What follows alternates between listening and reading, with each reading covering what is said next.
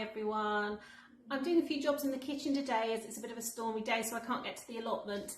And on my jobs list is to make some kimchi. I've shared the recipe with you on Fermentation Friday, and I just thought as I'm making it, I'd film it, run through it, and just show you how absolutely easy it is. It's a great recipe. You've just got to try it. Everybody will love it. It's great. Barbecue season's coming up. It's really lovely for that. So come along with me, and I'll just show you a step-by-step, very quick guide on how to make kimchi. Okay, so you have to excuse the dog snoring in the corner. Today, to make my kimchi, I've got a crunchy sweet Chinese lettuce. I've actually got this one in Asda, but you can get them in most supermarkets. I've got a couple of carrots, half an orange pepper, half a red pepper, and I have 4 spring onions. Now you can swap this out, put in anything you like. This just happens to be what I have ready today, so and available. So this is what I'm going to use to make my new batch.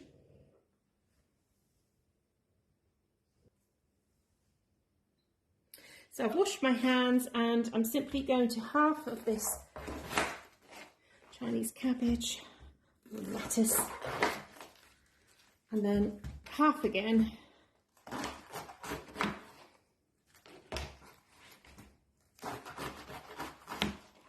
And then just cut out this stalk.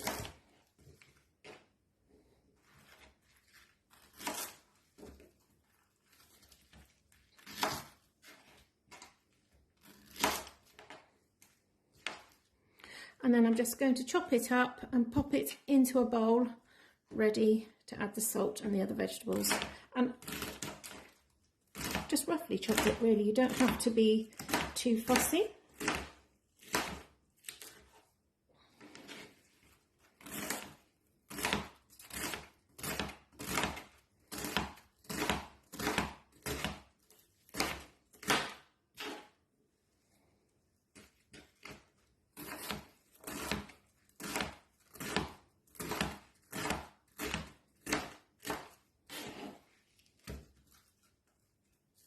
I'll take that bit off, it doesn't look very nice.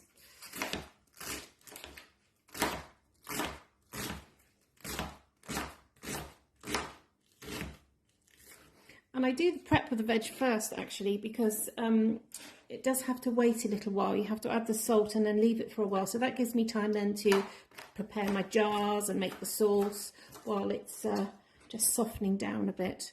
So this is usually the job I do first.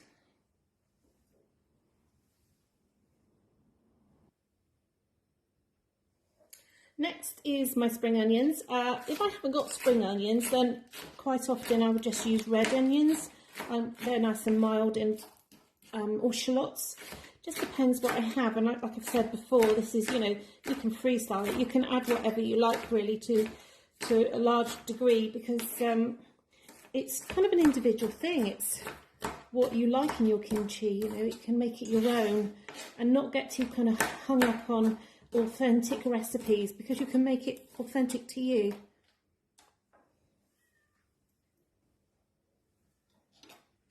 And the peppers, I've taken the seeds out, so I'm only using half of each one. And again, you can do small pieces, or you can do larger, chunkier pieces, or you can just do a bit of both. And it really is that simple. You don't have to worry too much. Just do what suits you. And you'll kind of, once you've made it a few times, you'll get to know what you like, whether you like it chunky or whether you prefer it finer. I've actually saved the seeds from these peppers. I'm going to see if I can grow some at the allotment. Now, I don't know if they're like an F1 variety and they won't actually fruit. I don't know if any of you have had any experience from growing from peppers and things that you've bought in the supermarket, but let me know and we'll see what happens with those.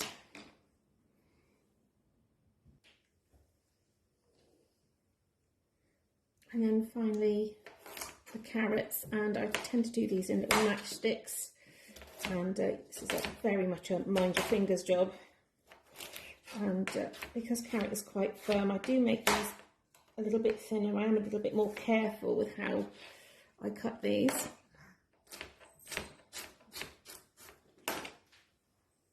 And Willoughby's just tried to jump up, which is just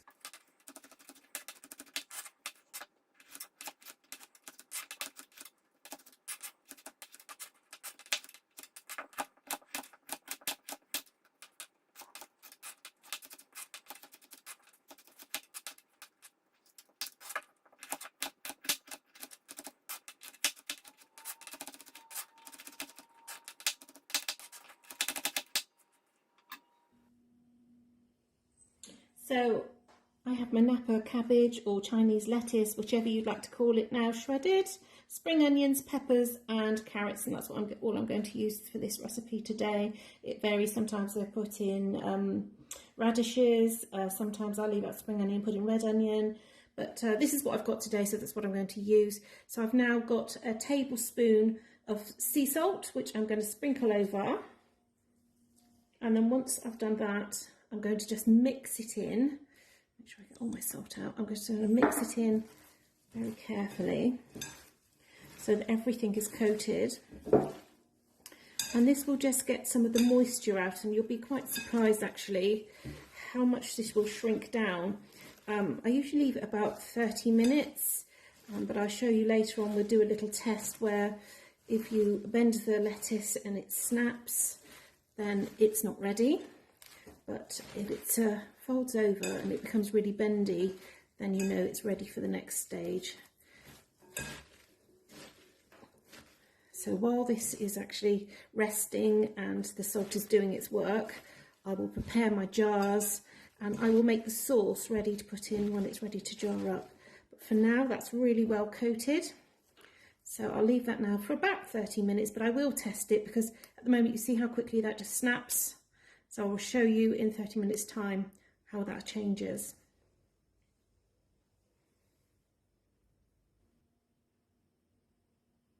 So to make the sauce, it's very simple. I have my fish sauce. Now the recipe says a tablespoon. I personally don't like a tablespoon. I only put half a tablespoon in, and I just pop that in my mini chopper. And then I have some rice vinegar here, Japanese rice vinegar, just from the supermarket, and I've got 3 tablespoons, and that goes in. And this is the sriracha sauce, which is lovely, a nice chili sauce, and there's 2 tablespoons of that, and it gives your kimchi a really, really lovely kick. That goes in, and then I have some runny honey, and there's a tablespoon here, and if your honey goes a bit solid like it does, mine did today, I just popped it in the microwave for a couple of seconds and it's back to being runny honey again. So that goes in. And then it's ginger, and I love ginger. It's an inch of ginger. I keep my ginger in the freezer, so this is absolutely solid. And so I can just take it out and use it whenever I want to. To be honest, most of the time I don't even bother to peel my ginger when I'm cooking, but when I do this I do, and I just use a potato peeler and just literally scrape the skin off. It comes off super, super easy. So I want about an inch of ginger, and I've got a fine grater here. So, and that's one thing with it being frozen, it's really, really easy to grate the ginger, and that will go in to make the sauce as well. That might be a bit more than an inch. I do like a lot of ginger, so I'm a bit generous with the ginger, but that's fine. And that will go in to make the sauce. It looks like an awful lot, but that's because it's been frozen. It kind of makes it quite fluffy. It will just shrink down a bit. And then finally, 3 cloves of garlic. And I usually squash mine. Just press them down before I put them in the chopper and mix it all together. This is quite a handy little gadget, and again that can just all go in, and it just makes that wonderful, wonderful sauce. It just makes kimchi so lovely and the flavour so amazing. So, popping the lid on and just give it a really quick whiz.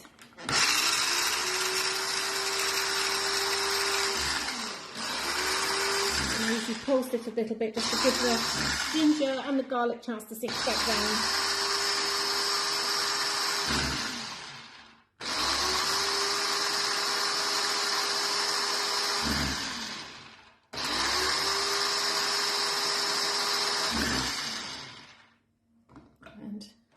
Have a little look. I will let the lid drain back into the pot a little bit because I don't want to lose any. So So this is just fine bits of ginger now, and everything's mixed in beautifully. So I'm going to leave that to drain, and that's all ready for when my vegetables are ready. So I'm just going to get my jars ready now, and then I'll test my vegetables because it'll be nearly half an hour up from doing that. So the veg have now been sat for about 30 minutes, and you can see that it's actually starting to look quite watery, and look how wobbly that is. Even the carrot sticks are very, very bendy. So I think that's probably ready for the next stage.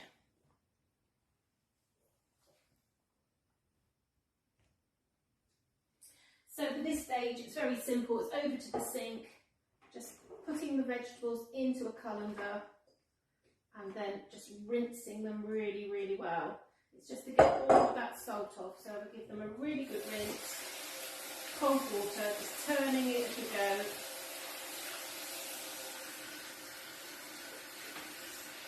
So you're satisfied you've washed away the majority of the salt.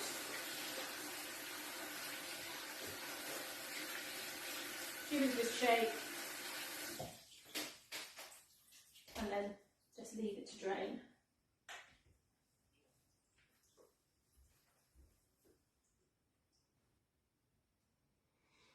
Okay, so the vegetables are drained, so now I've got a glove on, as you can see, and I advise you to use this because there is chilli in the sauce and garlic, and it does make your hands smell and can sort of stain your hands as well. So I tend to usually always wear a glove. So just popping in my sauce now that we made earlier, and then it's just mixing it by hand.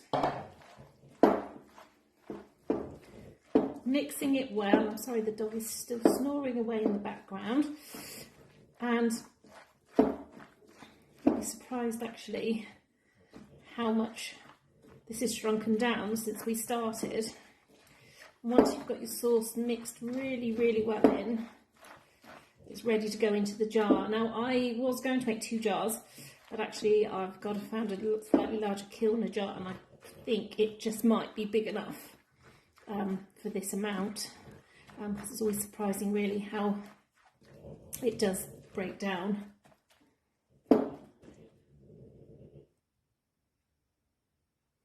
So finally it's just to put it into the jar. Now you need to pack this in super tight, so you can use something to push it down. If you've got a pestle and mortar, you can use that to push it down, or I just tend to use my hand. So you need a jar that's got a wide enough neck that you can push it down tight, and it needs to be pushed down super, super tight.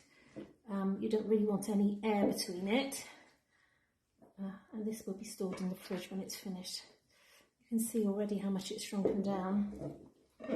Literally packing it down with your knuckles, and you'll be surprised that the water that comes out of it and how much liquid there is. And you need that liquid to completely cover the veg, and you don't want any veg to be above the liquid.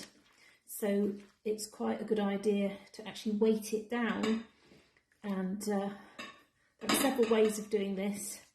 You can use a little ramekin, you can use like an egg cup or something like that, just to keep all the veggies below the liquid.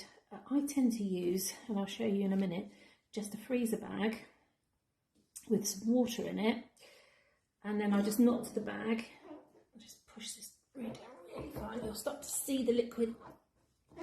You can see from the side how much liquid is escaping, how much liquid there is. So pushing it down, using your hands, pushing it down, packing it down super, super tight, so it's all of the veg below the liquid, and you can see the liquid really clearly now. And you need to keep it all below, because otherwise it will get mouldy, and then your kimchi will be ruined. So once you're satisfied it's all pushed down as tight as you can get it, and that's pretty good. You always get a few veg that want to float to the top, so freezer bag with some water in it, put that in the top, and that just weighs it down and keeps all the veg underneath. And then you can pop your lid on. And Don't forget to date this. Always put a label on it and put a date on it. It does keep quite well in the fridge. And there we are. And just look how pretty that looks. Look at those beautiful colours. And you can imagine if you have radishes or something different in there, it just looks different every time. But the flavour, I wish you could smell it. The smell is incredible. The flavours are going to be great, and I just can't wait to eat it.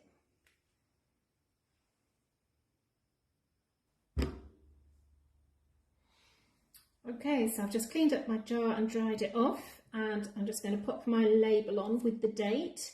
And I've just actually noticed that the date is 23323. So this now will need to sit on the work surface at room temperature for 24 to 48 hours before you pop it in the fridge. And then once you've done that, you can keep it in the fridge for 2 weeks, or actually 2 weeks or more really. It keeps really, really well as long as it's refrigerated and it's airtight, and providing everything's kept below the liquid. So there we are, really, really easy kimchi. I really hope you try this recipe. See how you get on. Well, I hope you enjoyed watching that recipe, and give it a try yourself now that you can see just how absolutely simple it is. Don't forget to like and subscribe, and we will be back really soon with more recipes to share with you.